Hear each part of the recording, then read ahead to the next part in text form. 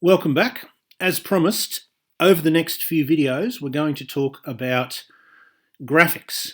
And to start with, we need to talk about where to get graphics.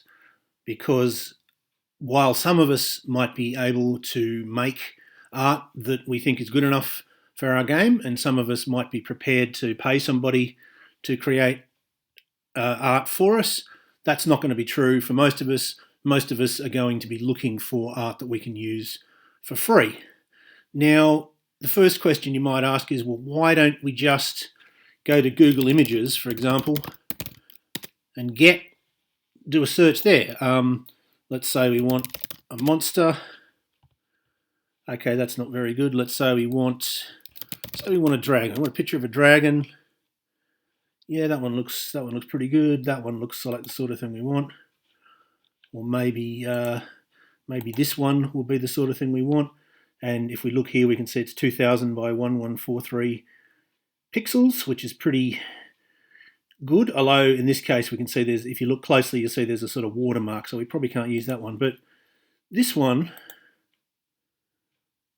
again, is pretty large, and it's, the quality seems fine. So why don't we just grab that? Well, look, you probably can, and you probably can get away with it, but it is not permitted to use somebody's artwork, right? The default assumption is that anything that anyone makes is copyrighted, and there are certain things that are out of copyright, but the default, unless they're in those special categories, for example, this picture of a dragon is probably out of copyright because it seems like it would be sufficiently old that it would have passed out of copyright. But that might not be sort of what you think of when you want a dragon, for example.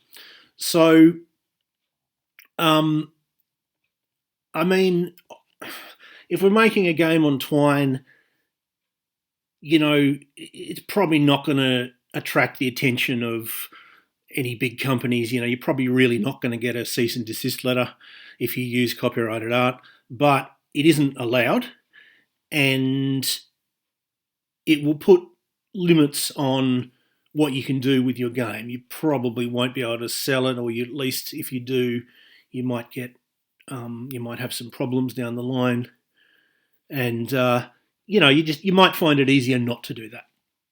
So where do we go instead? Well, it partly depends, of course, on what sort of game you're making.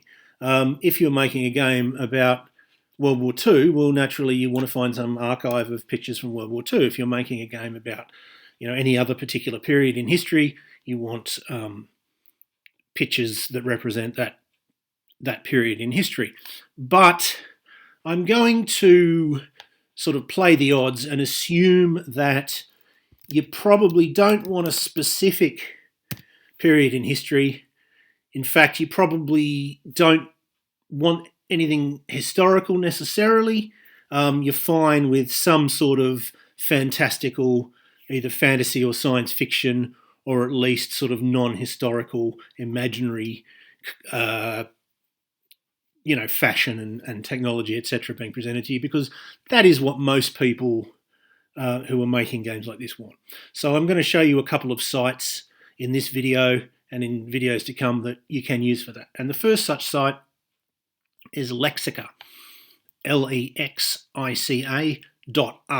A-R-T. Now, Lexica is a database of images made by artificial intelligence.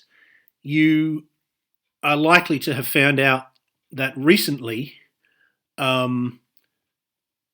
AI has got good enough that it can make pictures that you might be interested in, right? It could, and it happened very suddenly. It was making sort of smudgy things that looked vaguely like what you told it to do, and then now suddenly it's actually making pictures that, at best, you might think were made by a human artist. And because it's a new thing, the law around it hasn't really been tested, but the most recent guidance from the United States government that I'm aware of, with the caveat that you shouldn't get legal advice from a non-American, non-lawyer on the internet, is that AI created art is free for anyone to use. It's not owned by anyone because it's not the creation of any human. This is their reasoning. It's not the creation of any human, and therefore it doesn't belong to anyone. So it doesn't belong to the person who had the computer create it. It doesn't belong to the people who own the program that created it. It doesn't belong to the site where it's hosted. It is actually free for anyone to use.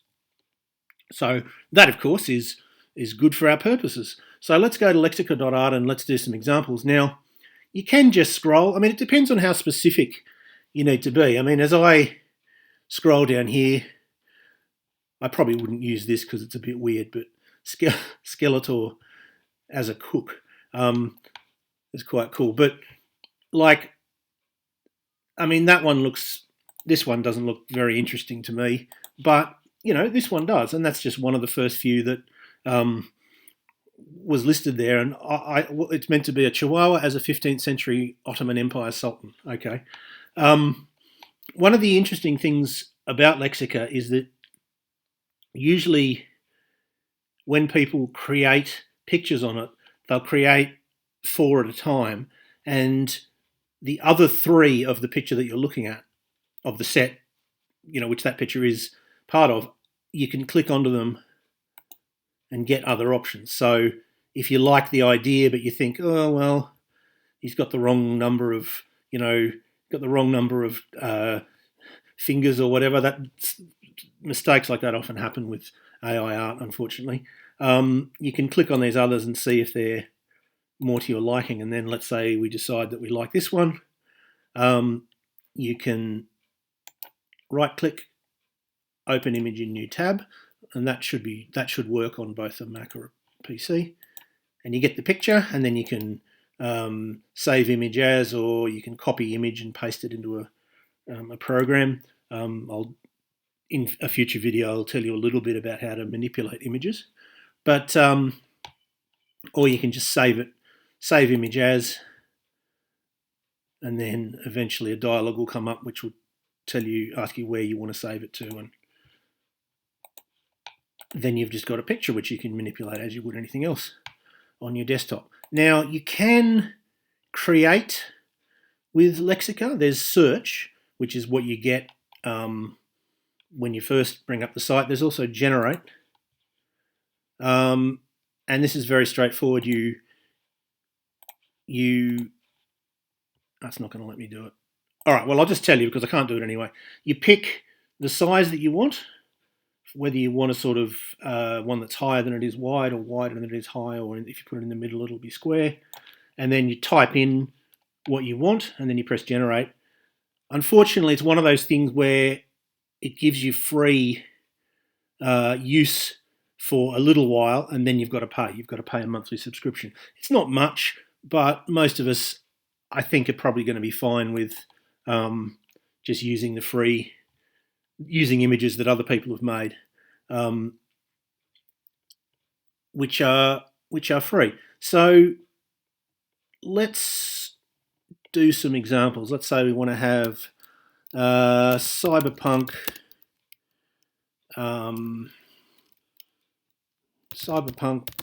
young woman samurai city. Right, we'll search for that and see what it gets us. Well, we get quite a lot of that. I've used this site a lot, and I know that people like making sort of Asian cyberpunk pictures, and so we have this wealth of characters. We can click on, let's say that one appeals to you, and as before, we can look at the other ones that were created with the same prompt, and if we decide we like a particular one, we can open it up, and there it is, and we can save it. So it's good for sort of broad science fiction and fantasy let's do a fantasy one. Let's just say dragon. That's easy enough. We'll do the same search. So we go dragon. Again, we have 1,707 results. So I mean, we could look through all of them and find the absolute best one, but obviously, oh, I like that one. Let's click on that one, and then let's see if I quite like the purple. So there's a dragon, and if we were looking for an evil dragon, I think that would be pretty good. So obviously, if you have very specific needs, this isn't going to work for you so well. I will show you in the next video a site which is better. Let's say you go, no, I know what this character looks like. He's blonde, he's got brown eyes, he's got dark brown eyes, he's sort of Asian looking, but he's got pale skin and he wears a red cloak. You know, if you've got this very detailed idea, or there's these particular monsters in my setting and they have the heads that are sort of like goats, but they have, you know, elements of lizard to them or something like that. Someone else might not have made that already, right? And so Lexica might not be the site for you. But if you have fairly sort of generic needs, or if you're sort of fairly open to what it looks like, you go, well, I want a dragon, but you know, I'm going to look and see which one kind of looks good. I don't have a specific idea of, no, a dragon has hexagonal blue scales and 6 arms and it breathes green fire. If you're sort of open to looking at what you find and picking the best one, you can often find, you know, quite good art. I mean, this one has a sort of 1980s, I suppose, a sort of 1980s stoner look to it. You can imagine that as one of those glow-in-the-dark posters that used to be around in, I think, the 70s or the 80s. And you might think that's really cool. You might think it's terrible. But it did say we had 1,707 options. So that one looks more like a sort of classical painting, I suppose. There's a bit of a problem here in that this thing looks like it's its tail, but then it ends in a claw. That might be a killer for you. But you might have the ability to manipulate the picture and get rid of that, or you might go, oh, you know, a dragon with a claw on its tail. Why not? It's a mythical monster. You know, so if you have that if that's your approach, I would recommend Lexica. But if you have a specific need in terms of what a thing looks like, I am going to recommend another site called Artbreeder, and that's what we're going to look at in the next video. But for now, I will tune out. I will link to Lexica in the description, and I will see you hopefully next time.